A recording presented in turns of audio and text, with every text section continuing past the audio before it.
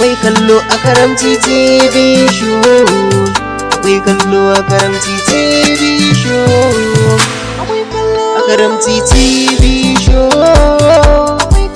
a Karamci TV show, a Karamci TV show, a Karamci TV show, a Karamci TV show, akwai kallo a Karamci TV show. Masu kallon mu da sauraron mu assalamu alaikum wa rahmatullahi ta'ala wa barakatuhu. Barkanmu da wannan lokaci kuma barkanmu da sake sanar ku a wannan sabon shirin namu wato na ina mafita. Shirin ina mafita shiri ne da zai ringa tattauna dangane da rayuwar matasa, mutane daban-daban kai har masu kuɗi da 'yan siyasa. Haka zalika shirin namu zai ringa taɓo malamanmu da kuma addinin mu. Shirin namu na ina mafita shi ne za mu ringa warware zare da abawa kuma mu ringa kawo mafita dangane da abubuwan da ya shafi rayuwarmu kamar da na faɗa a baya, wanda ni na Nura Saminu Muhammad wanda aka fi sani da Nura ita zan jara gamar shirin namu a wannan sati. Haka kuma a wannan gida ina da tare da gayyatar babban bakon namu wato Sani Kabiru. Insha kallo lafiya.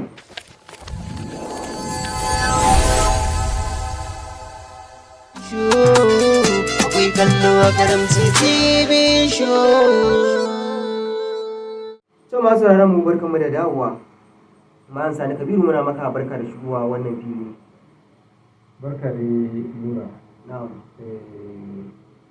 Na ji daɗin wannan gayyata yau a cikin shirin wannan naku da farin Na'am.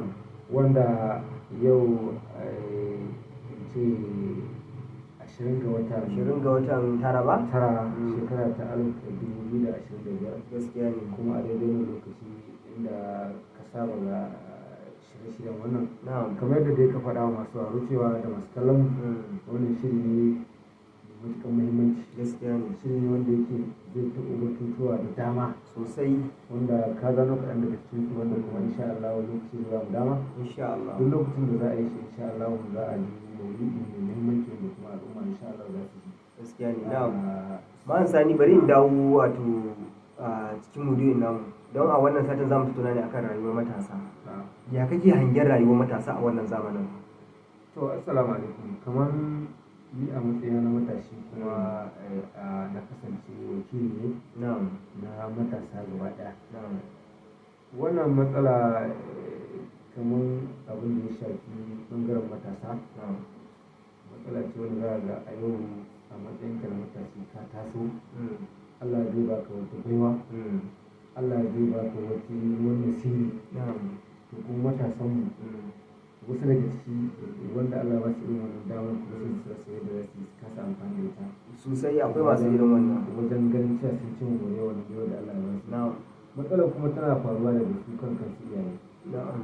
Yanzu ka ɗauka rayuwar matashi tana fara da shekara 10 Mm.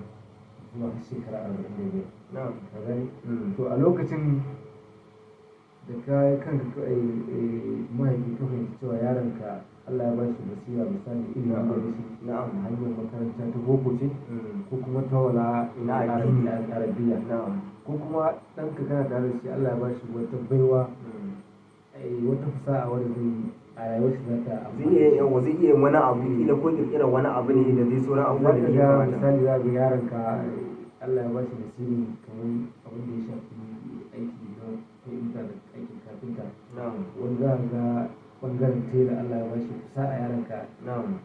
kenan wannan ya kamata a ce a matsayinka na uwaye ko kuma a matsayinka na mahaifi ka yi lura cewa ka ba shi gudunmawa saboda shi ba sani ne ba Na'am. shi a matsayin shi na ƙaramin yaro tunanin shi bai kai ita zai hango wannan abu ne mai muhimmanci ba. Sosai sosai. Matsala ne na farko an danganta daga su kansu uwaye.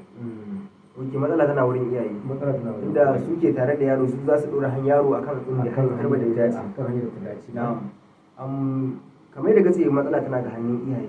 Ka san akwai yaron da idan ya fita a gida su iyayen ba tare sun san wa yake mu'amala da shi ba da sauransu. Na'am. Shin ya kake hangen irin wannan abubuwan? To shi na farko dai uwaye dai su ne dai gaba. Tunda ko da aka Allah ya danka maka amana shi yaron an ce da kai da shi ji shi da shi da ma fita shi. Kenan shi wannan matashi ko kuma ke shi wani ɗan saurayi da yake da wannan fasaha shi lalle a lokacin a shekarun shi ba zai hango da cewa wannan abun matsala ko ba matsala ne matsala ce a gare shi ba ko kuma gyara ne a gare shi baya da tantancewa lissafin wannan sannan kuma akwai yaron da idan ya fita lalle yana da wannan ita wannan kan damai bai damu da ita ba ko da za a ce mishi zo kai wani abu kaza in bangaren aikin ne da ya shafi abin da ya kware sai ya ringa halin ko kula kan abu ko ya ringa nuna shi a wannan abu shi ba shi bane a rai shi kuma a shi ba shi yake so ba idan ka shi ma wannan matsala ce ka bayan mahaifa suna da sa hannu akan wani abu shi ma kan shi dan saurayi ko shi matashi shi ma yana da matsala akan wani abu idan matsala ta kasance ta bangare sosai matsala ta kasance ta bangare akwai kamar misali kaddara na taso a gida sai na tadda wato kila mahaifina yana da amalanki wanda yake ɗaukar taki yana kaiwa gona ana biyan shi so ni sai in taso kila na dan ilimi na dan wanda bai taka kana kada ba sai in ce ba zan yi wannan aikin da yake ba dan in kama mashi gona kwantas don mu ci gaba da ci da gida har Allah ya kawo aikin da ya kamata in yi in ci gaba da riƙon gida dai akwai ire-iren wannan abu ina fahimci da kake nufi ke so da kasan za ka yi wanda akwai matashi da kawai sa girman kai in ce shi ai mahaifina kaza yake masu girman kai gaskiya ne to akwai wani abu guda daya a ganin ka matashi wanda ke irin wannan wani hanyoyi ne ya kamata ya bi domin ya magance wannan matsala to a matsayinka na matashi har ka fahimci cewa Allah ya baka wata dama na farko akwai abin da su uwaye ba za su gyara maka ba kai za ka yi kanka karatun tarihi na farko sai ka cire girman kai a matsayinka na matashi idan ka samu sana'a Allah ya maka abin da ka iya to wannan abin ka rike shi ko rike shi ne na farko sai ka cire girman kai tunda akwai abin da kusa a ci karama ce idan kai hakuri da kaɗan da kaɗan za a zama babba ba tunda ba abin da ake fara shi da girman shi ko ne da a karan kaɗan ke fara sosai kenan na farko abin da matashi ya kamata a ce ya yi ya tsaya ya nufi ya yi amfani da wani damar ta sani da ita misali sai na iya tela to a gidanmu kuma an taso da duka gidanmu ba ma ya a matsayin shi na tela ne to sai nake ganin kamar shi ɗinkin wani mutum na su ne a lokacin yayin kamar zamanin ba shi da ba na gane irin wanda ke kenan yanzu me ya kamata ka yi a matsayin ka iya ɗinkin ne ya kamata ka tunda yanzu zamani za ka shigo da sabon salo cikin ɗinkin wannan kuma ya kasance abin wannan mutane sun jawo ka jawo wannan telan naka ci gaba ta hanyar samun ɗinkuna da style wanda ya kamata a ce shi ne ke tafiya da zai gaba tunda su a zamanin su shi wancan mahaifin na shi ba telan wancan a zamanin su ɗinki da wuce kara biyu zuwa uku ake yi shi to yanzu zamani ya kawo mu shekara muna shekara 2025 kaga za ka yi kaloli da yawa karni ne guda aka shige shi an shiga cikin karni guda ya kamata a ce a matsayin ka tela ka fito da sa'o'i ta hanyoyi na dabarun janyo customers ka fito da ainihin telan na gani gaskiya wannan ɗinkin da ake na da ya wuce da zama to a ce kai ba shi ne a kai gaskiya ka ga baka bar telan ba kuma ka je kayo wani karatu na sabon design ne da zaka yi abin da zaka yi da kowa ya gani zai ji daɗi to a takaice ka na to masha Allah masu sauraron mu da kallon mu kamun wato mu ci gaba bari mu je hutu da lokaci mu dawo idan mun dawo za mu nasa daga inda muka tsaya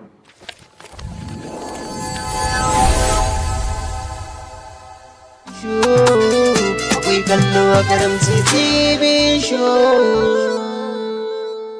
To masha Allah masu sauraron mu barkanmu da dawowa ko ce masu kallon mu barkanmu da dawowa. Man sani kamar da ka faɗi ka ci tela idan kana dinki ka je ka ko sabon irin kalar dinkin ka zo kai mutane za su ji daɗi. Wasu mutanen za su ga cewa yau dinki ai kuma dinki ba cika alƙawari gare ba da sauransu ire-iren wannan. Ko ya ji ya kawo wani ilimi ko ya kawo wani abu ai ba abin da za ka yi shi mutane masu irin wannan hangen wanda jan hankali za ka yi da su kan irin wannan to shi duk duniya baiwa a ce an gani duka an lalace gaskiya ne kamar yadda na yi bayani a can baya ka ga ka koyo abubuwa da yawa na zamani na farko domin inganta ramu ka kasance kana takaita alƙawari sai aka kawo maka ɗinkuna da yawa ka san da idan kai mutum alƙawarin cewa rana kaza zai zo ya amsa kuma kai kana da a lokacin da zai amsa da zai yi rogon sami shi ba to ya kamata a ce a matsayin kan cewa ka kiyaye wannan abu idan aka kawo maka ɗinkunan daidai da iya abin da za ka iya kawai kai haƙuri da shi kai haƙuri da shi sannan su kansu customers su daina ɗaukan kamar su yi wa mutane yau kuɗin goro tunda a ko'ina akwai mutumin banza akwai mutumin kirki baiwa a ce a ko'ina mutane kirki ne a gurin haka zalika baiwa a ce a ko'ina mutane banza ne suka alƙawari musamman a tela in ka ɗauki tela kafinta da maƙeri duk kusan wannan ana masa alƙibla ɗaya har da masu gyara duka mai da ake to abin da ake bukata dai ka takaita ka daidaita al'amarinka da mutane idan ka yi magana don su a ce an tabbatar da maganar ta cika yau sai na ɗauki ka kawo mun ɗinki ko ce kawo ɗinki ka ce mun yau da kwana 5 in zo na sa to ya kamata a ce ka tabbatar cewa wannan ɗinki da an zo za a yi shi na farko mene ka cika magana sannan ka cika kamala ka tana adam sannan wannan shi wanda kai wannan mutumin kai ɗinki ran shi zai fari idan ya ga wani zai je wani guri zai iya kawo maka shi ce ai na ji wani lokaci kaza baya cika alƙawari kenan wannan misali akan tela kuma ba ma akan tela ya kamata a ce ma'amala ka ta sana'o'i ka a matsayin kiran mutane ka tsaya ka inganta ta ka daidaita ta saboda mutane su ji daɗin su kuma kai ma ka yi daɗin saboda ka yi ra'ayi daidai da jama'a gaskiya ne kamar wannan maganar da ka yi bari mu koma cikin mudu'i namu na baya ba da muka faru ka san wani matashin abin da zai hanga cewa to ai ni da na taso abokanai na ga yadda suke ni ma bari bar a yanzu yadda suke yi ya kake ganin hangen irin wannan misalin da mutum yake yi a irin wannan yanayin to gaskiya matashi ka ringa kallon wani abu da yake tare da ɗan uwanka ko abokananka saboda ba yawa tunda ko ɗan yatsa ka zai ai ba da yake ba daidai ta yiwu kai a yadda kake a hannun ka taso a halin wanda masu rauni wani shi kuma shi abokan naka mahaifanka kuma bai da hali irin na sun fika sun fika hali na sun fi ba mahaifin ku halin kuɗi da sauransu da sai in abuta ta zama iri ɗaya sai ka ce kai ma dole sai ka yi irin tunda akwai kalmar magana da mata suke ta baki da kitsan baki da wance zaki je a zaki ce zaki kitsan wance gaskiya ne idan ka ga ba zai yi ba zai kenan wannan a matsayin ka na mutashi kira ne a gare wanda ya kamata ba a ce inda mutashi ke ya saurare da kullum basira ka daina kallon abin da wani ɗan uwan ku shi ko kuma abokin ku shi ka tsaya inda matsayin ka yake idan Allah ya karanto a cewa tafiyar ka tun daga farko rayuwa ka zuwa ƙarshe za ka yi abin da kake bukata to yana da cikin hanyar ka ne kuma da ka kama wannan abu ka kama shi kai ka daina kallon sai na yi wane yana da babar ni ban da hannu sai na je da ni sai na yi abokina wane yana da waya babba ni ta waka ce dole sai na yadda ne na yi irin tashi ko na yi fiye da tashi kenan ya kamata a ce kai matashi ka nuna cewa lalle Allah da ya yi duniya bai yi kowa a bai da ba gaskiya ne ya bambanta kamar bambanci da gani ko annaba an yi shi gaskiya ne kenan al'umma mu ta mu dan adam ya kamata a ce to na wannan tafi kare da kasan shi gaskiya ne baya yiwa a ce yau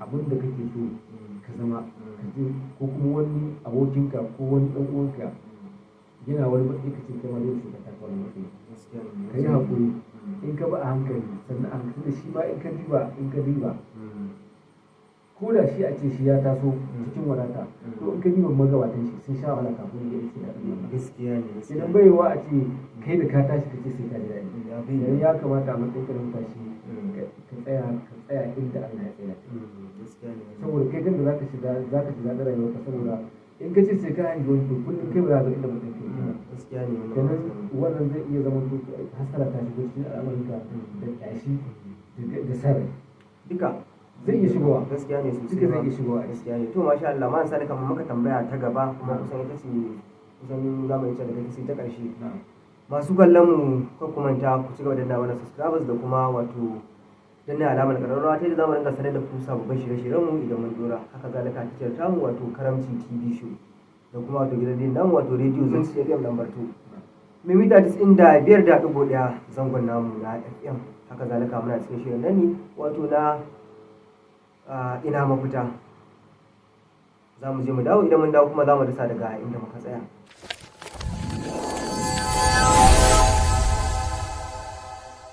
akwai kallo a karamci TV show. To masha Allah masu mu barkanmu da dawowa man sani akwai a wannan maganganun da ka faɗa yanzu, shin ina mafita take a wannan hanyar wanda mutum zai bi ta yadda ba zai sha wahalar rayuwa ba in ya taso? So da yadda kake nake jin kana bada labari, wanda ya taso da irin wannan dole ne ya sha wahalar rayuwa. akwai kalubale a cikin To wace hanyoyi ya kamata ya bi domin ya magance wannan, kada ya taso cikin wahala ko ya taso ya ringa wannan abin da yake yi na cewa shi ya kuwa da ko bai da kitson wani, bai da gashin wani zai kitson wani. Shin wani hanyoyi zai bi domin ya samu mafita kada ya samu irin wannan tunanin? to na farko hanya da za a bi ta farko domin ganin cewa wannan matsala ta daidaita, na farko sai uwaye sun ƙara jajircewa wajen kula da yanayin mu'amalar ‘ya'yansu, karatunsu. Idan ɓangaren karatu ne ka samu ɗanka a ce ya fi kowa ko kuma yana da wannan Allah ya bashi ilimin na karatu, ya kamata a ce ka ƙarfafa shi gwiwa wajen ganin cewa ya tabbatar da cewa a yi shi a rashi cewa shi da karatu ne. Sannan idan ɓangaren sana'a ne, yau aka ce ka fahimci ɗanka yana da wata fasaha ta wata sana'a, to ka sa ido a kan shi, ka ba shi kulawa. Idan yana buƙatar tallafi ka tallafa mashi a wajen kalmar, idan yana buƙatar wasu shawarwari, idan aka ga zai yi nan zai kauce sai a dawo da shi. Sannan idan aka ga yana ma'amala da abokanan da ba su yi dace ma'amala da su ba, a matsayin ka na mahaifi ya kamata a ce ka dakatar da wannan abu. Sannan in dawo akan shi kanshi matashin, yau aka ce Allah ya kowace maka wata sa'a a rayuwa, kamar da muka ko ilimi ko sana'a, sannan ya kamata na farko abin da za ka yi ɗauki wannan abin da muhimmanci. Sannan ka koyi mu'amala da jama'a. Idan mutum ya zo ka san ya za ka sarrafa mu'amala da shi, haka za ka idan ya tafi ka san zai tafi da jami'a ta karɓar ganaka. Idan kai mai alƙawari a kan sana'arka ko kasuwarka, ya kasance a cikin ka cika shi.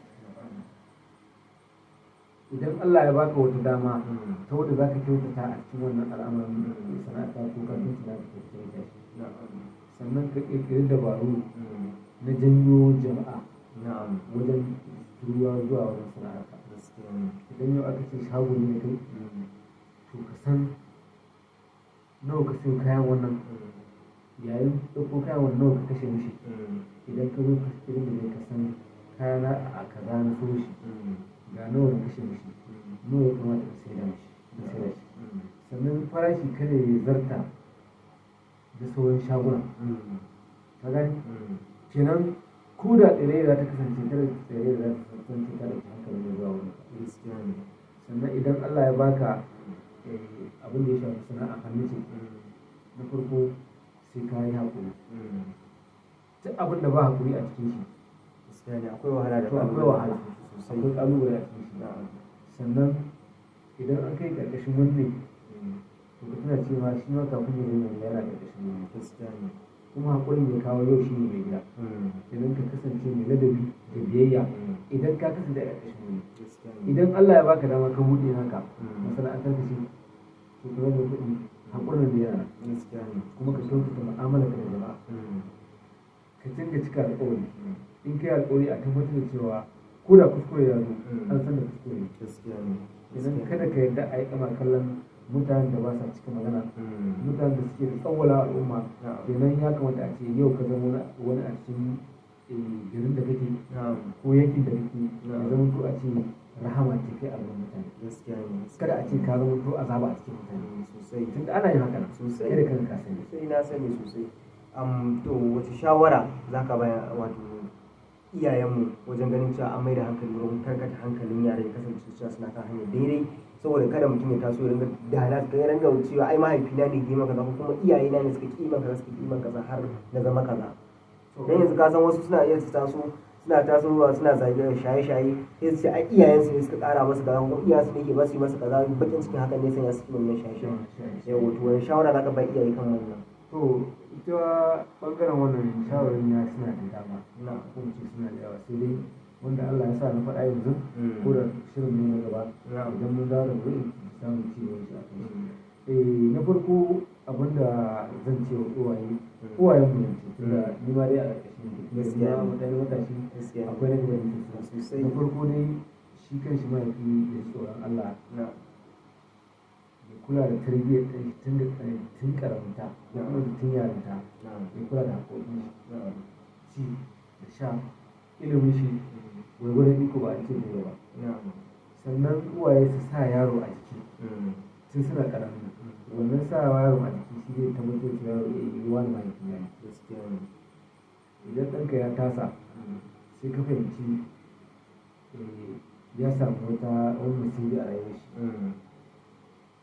ka ƙarfa mishi biyu gaskiya ne idan ya nemi tallafin ka ko agajin ka gwargwadon abin da kai shi taimaka mishi yau ɗanka yana so ya iya ɗinki yana so ya zama tela ga tela nan a gidan in kana dama buɗe mai shago gaskiya ne ko kuma akwai shagon babu ɗinki tela babu wani ɗinki ta tela in kana da ƙarfi ba sai shagon su mai ƙarama gaskiya ne da ita zai fara wannan da ita zai fara idan kaga ya tabbata an kula da shi an nemi tallafin shi an tallafa mishi kuma yana da yaƙini cewa wannan abin da aka ɗora shi a tafarkin da ya sosai sannan uwaye su tabbatar da cewa ko da ɗanka ya zama saurayi ya zama matashi ka ci gaba da kula da irin mu'amalar da ke shiga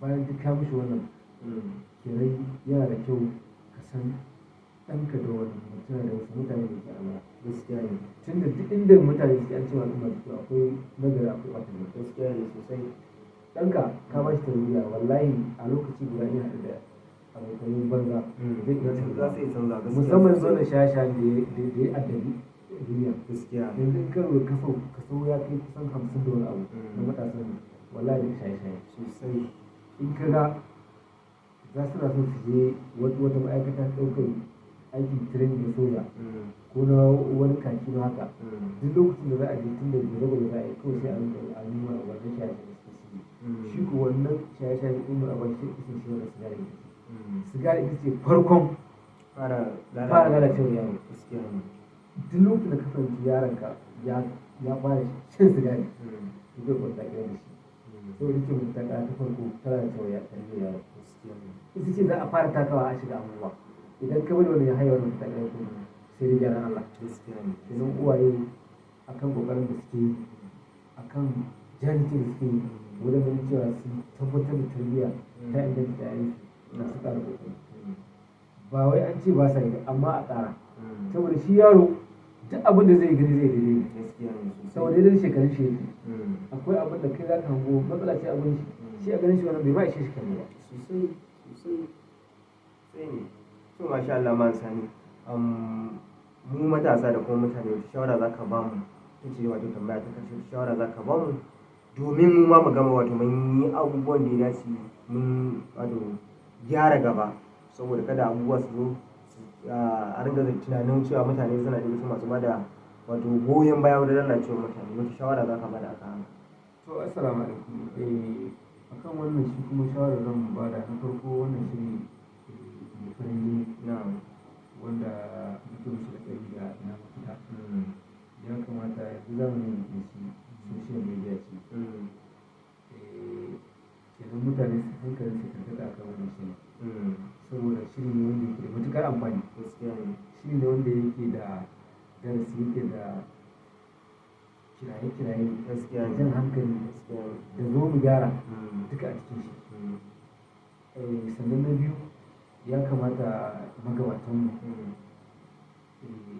su ƙarfafa mana gwiwa wajen ganin cewa wannan shi ne ya ɗaukaka a wannan zai mai albarka sannan al'umma ya kamata su yi hoɓɓasa wajen ganin cewa mun kama da muke wannan shirin su tabbatar da cewa shiri ne wanda ya kamata abin aiwa ne shiri ne wanda a matsayin da matasa muka ƙiɗo kenan wannan kaga kamar hanya ce muka ƙirƙiro domin taimakekenyawa da ƙasan mu taimakekewa da jihar mu da ma inda muke da wakili kenan ya kamata a ce matasa yau a ce kana shekara 30 baka san inda kan ciwo abin da abin da ke sosai gaskiya sosai ai ko ba tana da ko 18 gari ne baka san inda ke ma ciwo to kaga akwai matakin da mutum zai kai na cewa lalle wannan ya kamata a ce cikin matasa ya fita daban. gaskiya ne. To idan ka ɗauki ra'ayinka na kai shaye-shaye ne ko a gabanka, to a wannan shaye-shayen haka za ka tashi da girma ko tufa kai ba za ka yi tufan daraja.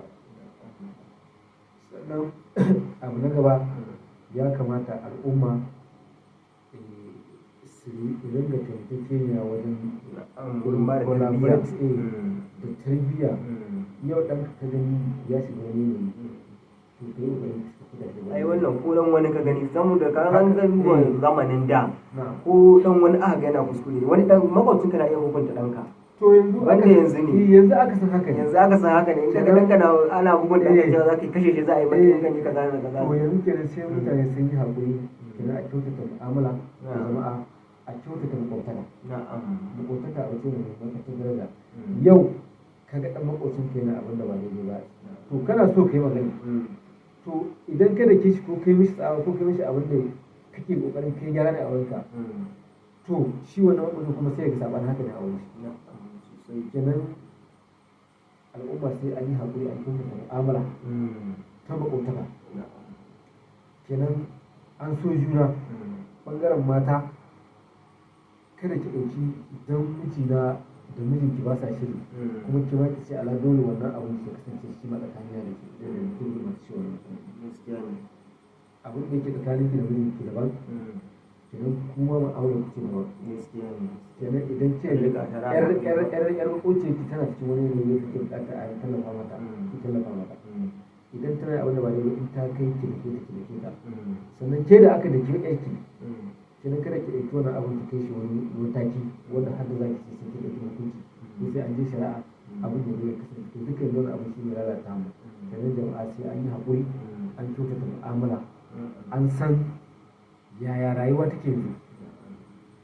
Yau ɗanka ya kamata a ce abin alfaharin ku ne a ce ya zama wani. sosai. Tunda Allah ne yake hukunci sai ka kai a matsayin ka na wani ba ka da kuɗi. sosai ya To kuma idan Allah ya kaddara ɗanka zai yi arziki a duniya sai zai tallafa ma ta yi tallafa tallafa wani wanda ba ka san. kenan idan kai kana da tofa sa'a ta wani abu ɗanka ka ga ba ita yake kai ba jini shi ka sa shi a ciki. Idan ka ga ɗanka yana da so ya yi wani abu na alkhairi ko yana so ya yi wani abu wanda zai amfani al'umma ba ya da yadda zai tallafa mishi sosai. ko bayan ka mutu sai an maka addu'a. gaskiya ne sosai. Kenan a taƙaice wannan abu ne ba a ce al'umma sun mai hankalinsu domin ganin cewa a kyautata mu'amala da jama'a. Kuma insha Allah wannan shiri na mu fandi za mu ci gaba da yaɗa shi insha Allah. duk lokacin da muke da buƙatar yi, tunda ina da sati ne ke sun ko insha Allah sai kenan za mu ci gaba da yi yau na asabar yin sati mai zuwa na'am. shi ma za mu sa to kana za mu ɗauka. insha Allah. To masha Allah masu kallon mu da sauraron mu duka anan muka kawo ƙarshen shirin namu na wato wannan sati, sai dai kuma idan Allah ya kai mu wani satin inda za ku ji mu da wani sabon shirin. A madadin wato ma'aikatan namu da kuma wato shi abokin aikin nawa wato Sani Kabiru ba? da kuma Sani Kabiru da ya taimaka min wannan shirin ya zo muku. Kar ku manta da subscribing da kuma danna mana like da kuma danna alamar ƙararrawa ta zamu ringa sanar da ku sabon shirye-shiryen mu da zaran mun dora. Da haka kuma muke cewa wassalamu alaikum wa rahmatullahi ta'ala wa barakatuhu, sai Allah ya sake haɗa mu sati na gaba.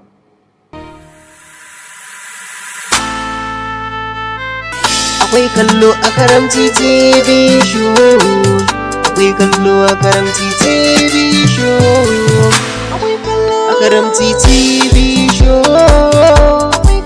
a Karamci TV show, a Karamci TV show, a Karamci TV show, a Karamci TV show, akwai kallo a Karamci TV show.